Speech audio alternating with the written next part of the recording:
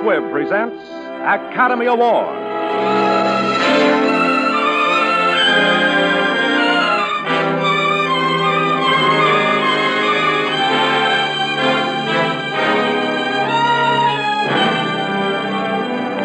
Every week, Squibb brings you Hollywood's finest. The great picture plays, the great actors and actresses, techniques and skills chosen from the honor roll of those who have won or been nominated for the famous Golden Oscar of the Academy of Motion Picture Arts and Sciences.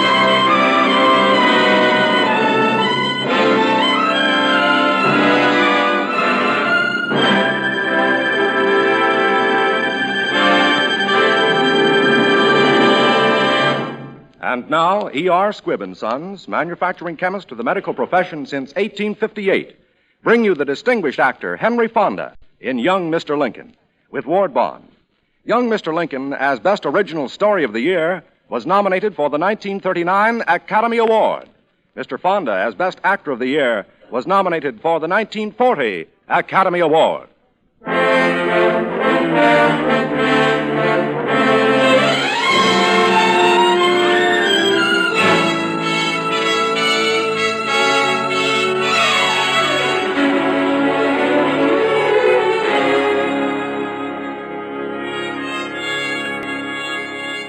This is a story about a long, lean lawyer named Abraham Lincoln. A young man full of droll stories and deep, quick laughter. A story of Abe Lincoln in Springfield, Illinois.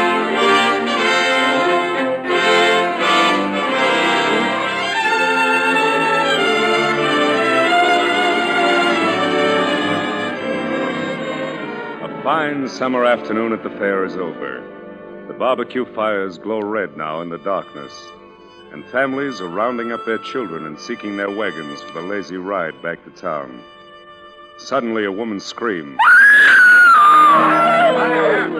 A rush of running men, blood spilled on a dark meadow, and a hushed whisper of murder. The pioneer mother standing stark against the breeze, staring at her two sons. Two boys, suddenly strangers, standing over the body of a third lying stabbed. Death had come under the dark skies over Illinois. He's dead. Who done it? Them fellers, Sheriff. Them Clay brothers. They was fighting with this here scrub white, and they cut him. There's the knife they done it with. Which one of you Clay boys done this? Me. No, me. Come on, let's take him out of here. I want the truth now. Which one of you cut him? I did. That ain't so. I done it. I tell you, it was me. He was going for Adam with a gun, and One then... of you's lying. Now, which one is it? All right. Anybody see it? I reckon I did. Who are you? Their mother. Well, which one was it? I'm not saying. Well, it don't make no difference anyhow. Under the law, they're both equally guilty. Come on now, you're both under arrest. Palmer Cass, I appoint you temporary deputy. Help me get these two fellas down to the jail. Come on, you two, let's go. Who are these fellas? Never saw them around here before. Strangers around here. Folks ain't got no right to come to town and start cutting people up. Two of them jumping poor scrub and stabbing them in the back, too. I said they ought to have a touch of rope. Rope, yes, sir. That's the medicine for them. Hey, come on, fellas. Get a rope and hurry. Come on, No, they can't do that to my boys. They can't do that to my boys. Come on, ma'am. We have to hurry. Those fellas mean what they say about lynching your sons. Leave me alone. What do you want? Who are you? My name's Lincoln, ma'am. Abe Lincoln. I'm your lawyer, ma'am. Come on, we better hurry and get down to that jail.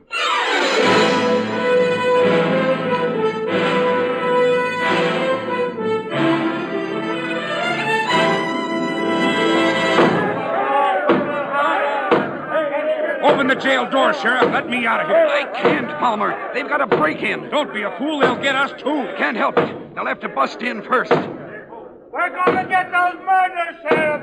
They ain't got a chance. I can't open the door, boys. The law's got to protect these Clay fellas and give them a trial. Blow up the jail. Get powder. Powder. Open up, Sheriff, or we'll get you. Hold on, man. Hold on and listen to me. Get out of our way, Lincoln. We're busting By in. jing, I said listen to me, and by jing you will. No, we ain't going to listen. That's better. Now, gentlemen, I'm not here to make any speeches.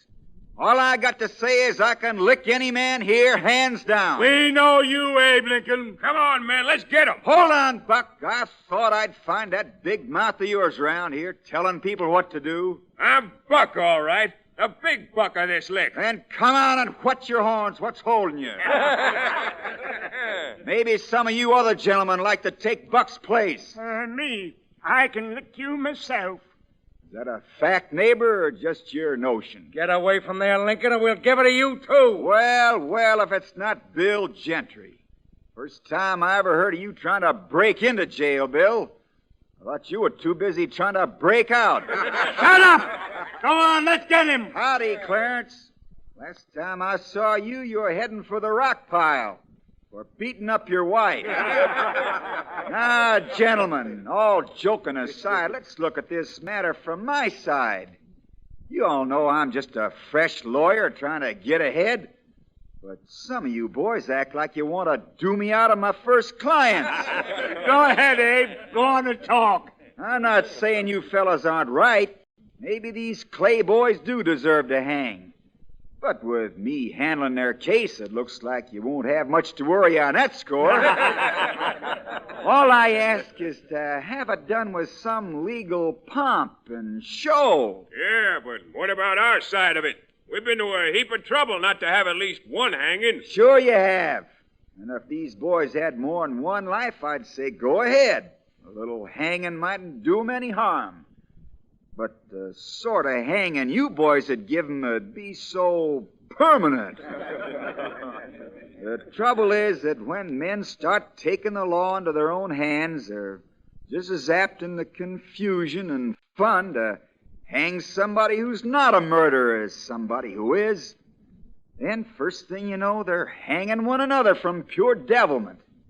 Till it gets to the place a man can't pass a tree or look at a rope without feeling uneasy.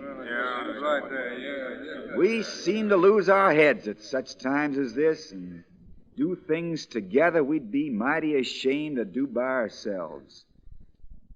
For instance, you take Jeremiah Carter yonder. There's not a more decent, God-fearing man in Springfield than Jeremiah Carter. And I wouldn't be surprised if, when he goes home, he takes down a certain book and looks into it. Maybe he'll just happen to hit on these words. Blessed are the merciful, for they shall obtain mercy. That's all I got to say, friends. Good night.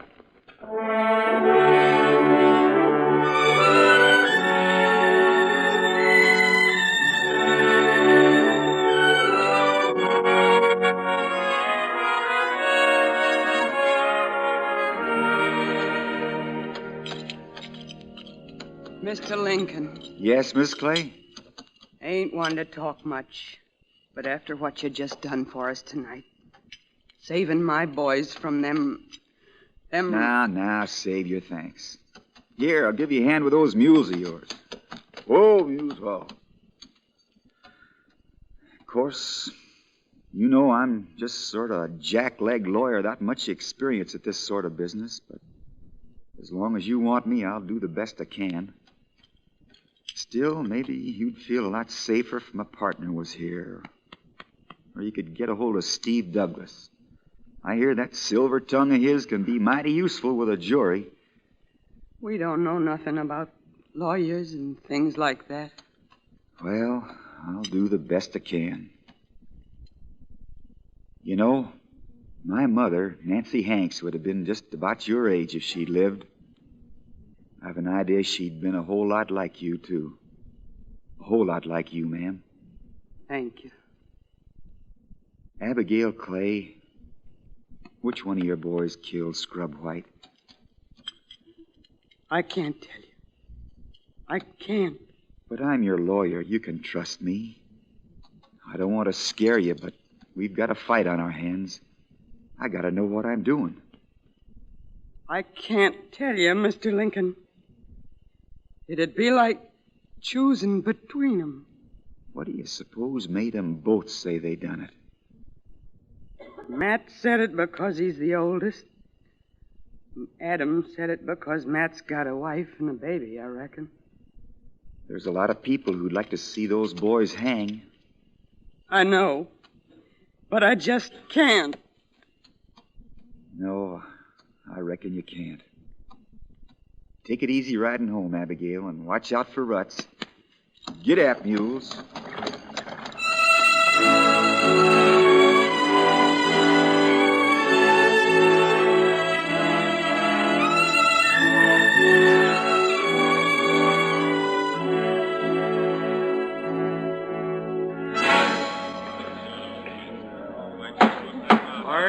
Order in the court. Cass, take the stand.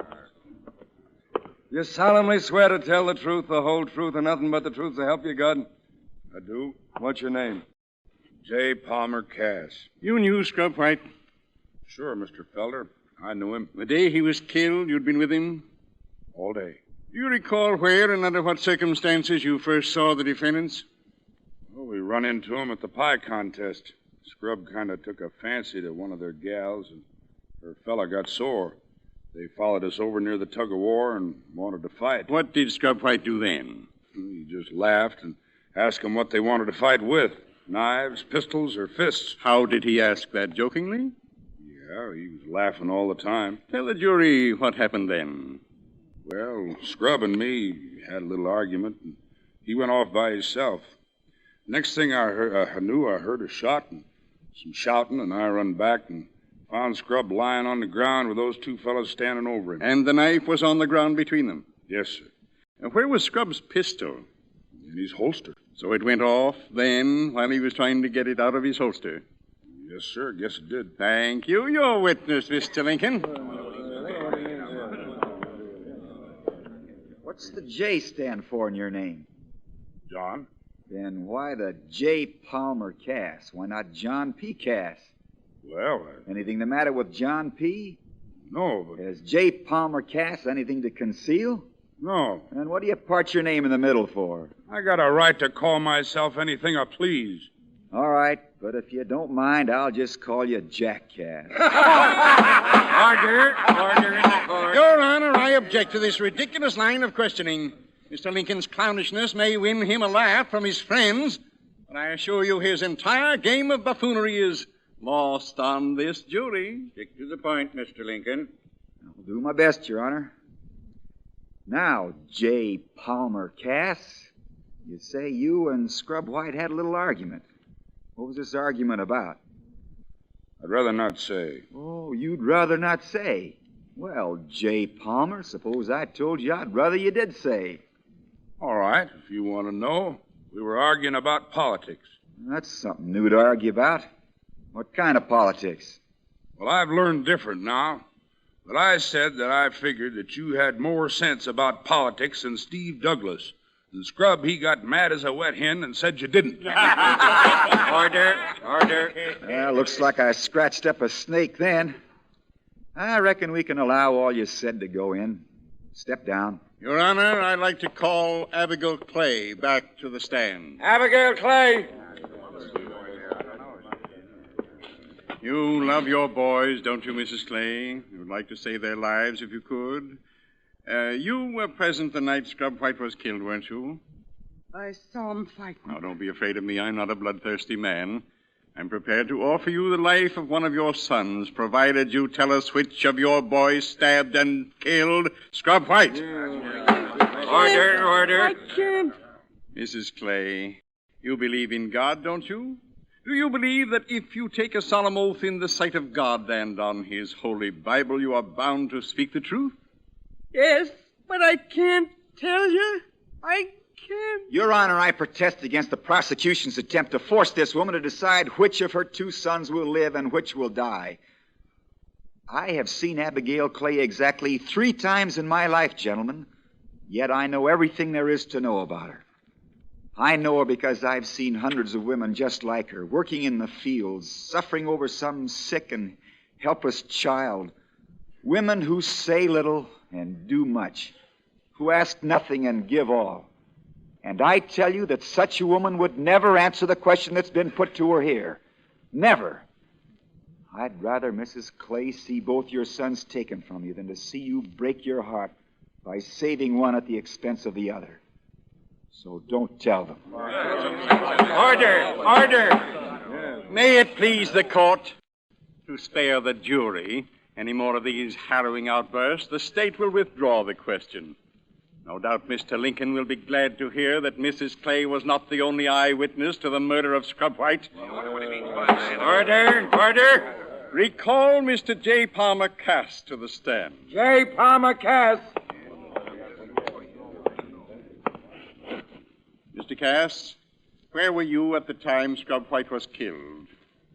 I was about, 100 yards away, I reckon. You saw the killing with your own eyes? Yes, sir, I saw it. Why didn't you tell us this before? Nobody asked me. Have you told anybody else about this? No, sir. Why not? Well, I didn't want to help get anybody hung. And why do you tell us now? Because it looks to me like both of them's going to get hung. How could you see so clearly from a distance of 100 yards at 11 o'clock at night? It was moon bright. I see. Moon bright. And you clearly saw which boy pulled the knife? Yes, sir. The defendants will stand up. Now tell us, Mr. Cass, which defendant stabbed and killed Scrub White? That one. The big one, Adam Clay. Your Honor, the state rests. Quiet! Quiet! This court is adjourned until 10 tomorrow morning. Take the prisoners away.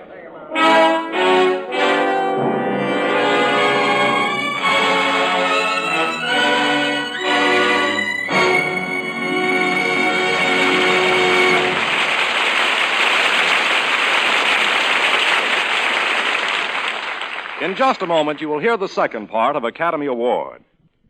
This is the time of year when a vacation tan helps to focus more attention on your smile. And that's one reason why Squibb Dental Cream is an important part of so many well-made vacation plans. For this quality dentifrice, a member of the great family of Squibb products, helps to uncover all the natural brilliance of your smile. That's because the polishing agent in Squibb Dental Cream is one of the safest, softest, yet most effective known to dental science. And you will like Squibb Dental Cream for its refreshing flavor, cool as a shady bed of mint. Its refreshing action that leaves your teeth and gums feeling gloriously clean.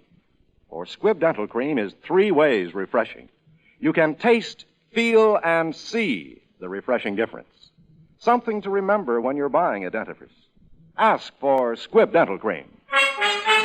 Taste, feel, and see the refreshing difference. Use Squibb Dental Cream.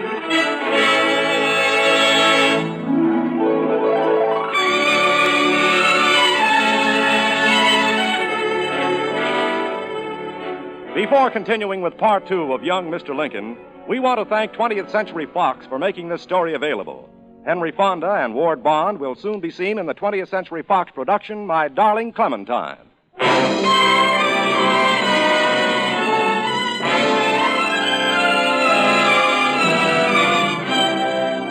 And now the House of Squibb presents part 2 of Academy Award, starring Henry Fonda in Young Mr. Lincoln with Ward Bond.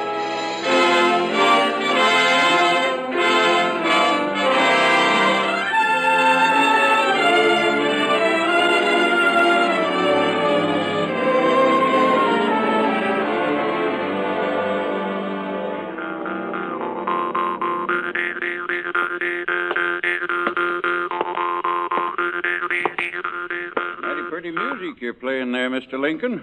Why, hello, Judge. Mighty pleasant to see you this evening. Doggone it, Lincoln. This is against all my principles, but I want to talk to you as an older man. Go ahead, Judge. I'm listening. What I mean to say, dad blame it, is don't you think you ought to get some older lawyer with more experience to help you out tomorrow? Are you suggesting I retire, Judge, or just take a back seat? I'm just suggesting that if you want me to, I'll speak to Steve Douglas. I'm sorry, Judge, but I'm one of those fellows who don't believe in swapping horses in the middle of the stream. Then at least change your plea, accept sentence for your guilty client, and I'll guarantee that the state will be lenient with the other. That's a mighty tempting offer. Mighty tempting. But I'm afraid it won't work. But, man, you'll send both defendants to the gallows as sure as the moon sets.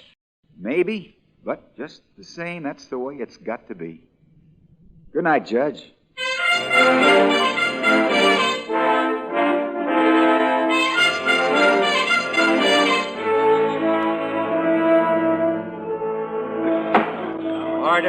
Order in the court. Your Honor, the defense would like at this time to cross-examine the last witness for the state, J. Palmer Cass. J. Palmer Cass, take the stand.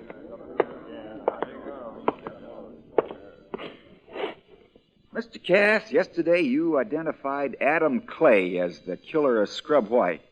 That's right. He did it. You're sure of that? Sure, I'm sure.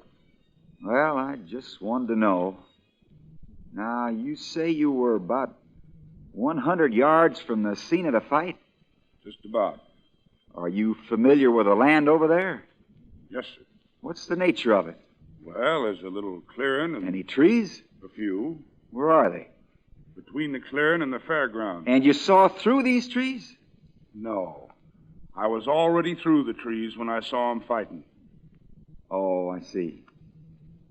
I suppose the clearing was lit up by light from the barbecue fires? No, sir. Then how'd you see so well? I told you it was moon bright. Oh, moon bright. If it hadn't been moon bright, you couldn't have seen 100 yards, could you? No, sir. But you did see it. I told you I did. And the only reason you're telling us this now is that you feel sorry for one of the defendants. I don't want to see them both get hung. Well, I guess you wouldn't lie about a thing like that. Step down.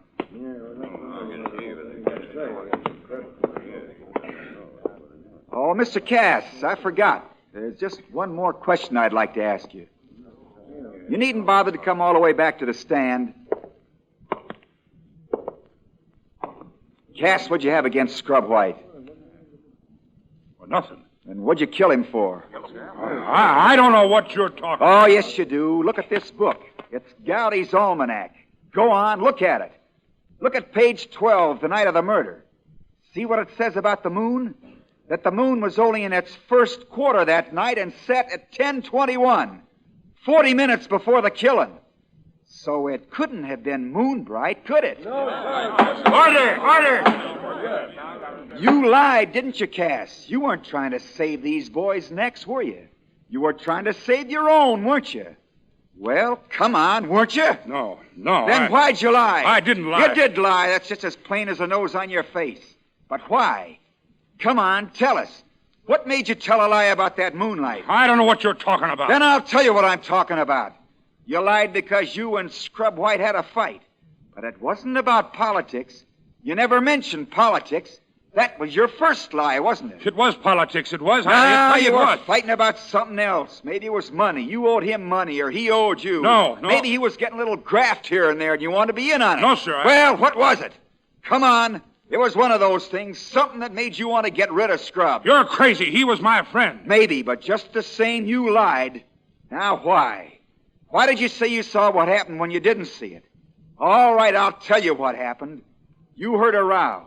You saw a fight starting and you ran over there, and you saw that Scrub was still living. And right there on the ground, you saw the knife that Matt Clay dropped. And you bent down and picked up the knife. No. And your body hid what you were doing. And then you stabbed him. You stabbed him in the back and killed him. And these two boys, Matt and Adam, each knew he didn't do it, and therefore each thought the other did. And their mother, Abigail, she saw the knife in Matt's hand, but she couldn't say so without putting a rope around his neck. But you killed him, and you lied, and your lie tripped you up. Your crude, cold-blooded lie that was going to cover up a crime you'd committed yourself. The lie you can't deny now, can you? Answer me. You did kill him, didn't you? Didn't you? I tell you, I didn't mean to. I'd been drinking and we had a little fight, but I didn't mean to. Scrub was my friend, I tell you. That's enough. You're a witness, Mr. Felder. Order! Get your hands off of me! I didn't mean to kill him. I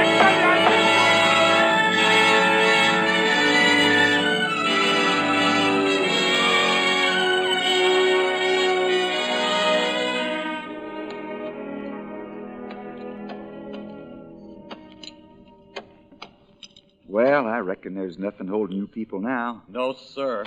There sure ain't. But you boys better not go around thinking you killed anybody again. You'll get yourselves in trouble. Goodbye, Matt. Take care of yourself. Yes, sir. I'm a-gonna. Mr. Lincoln, Goodbye, Abigail. we ain't got much, but after what you done, Why, thank you, ma'am. I hope all my clients will pay me as fast as you just did. Now, be careful of them mules going home. Watch out for ruts. Get up, mules. Go on, Mr. Lincoln.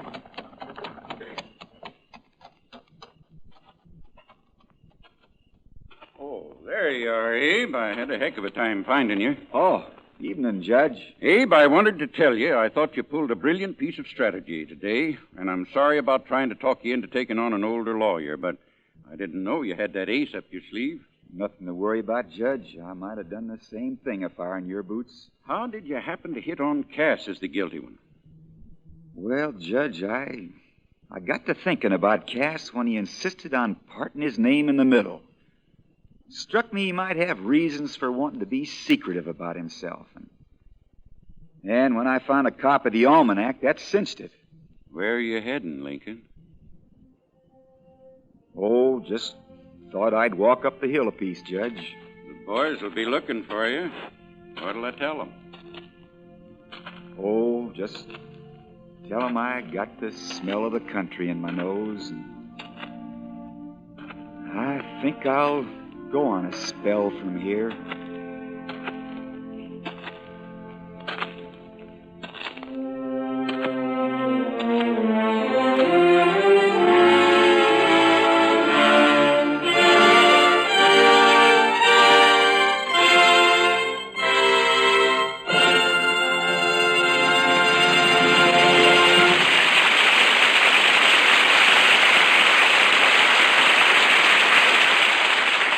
During the years when young Lincoln was practicing law, another young American was practicing medicine with the same hatred for all that was slipshod and untrustworthy. The young man was Dr. Edward R. Squibb, and he fought single-handed to supply the medical world with something difficult to find and urgently needed: drugs of unfailing uniformity, purity, efficacy. From his tiny laboratory, the beginning of the great house of Squibb, came not only the first uniformly safe, pure ether, but something even rarer: a new way of working in the production of medicines, a quest for perfection that was to continue unceasingly. It was a hope fulfilled for other doctors and surgeons of Dr. Squibb's own time. "We look upon your cause as our cause," they wrote, "your enterprises as the inauguration of a new era, and yourself as the exponent of the great principles of truth and humanity in array against dishonest stupidity." So began that continuing service in the cause of human health, which for generation after generation has made Squibb a name you can trust.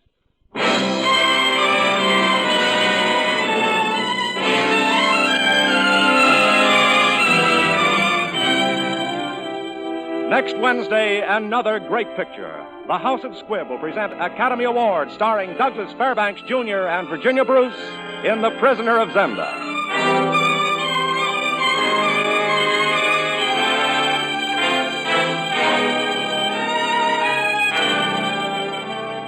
Today's performance of young Mr. Lincoln was written for radio by Frank Wilson, with an original musical score composed and conducted by Leith Stevens. Our producer-director is Dee Engelbach. Henry Fonda appeared through the courtesy of RKO, producers of Till the End of Time. This is Hugh Brundage bidding you good night until next Wednesday at the same time, when you're invited to listen again to Academy Award, presented by the House of Squibb, a name you can trust.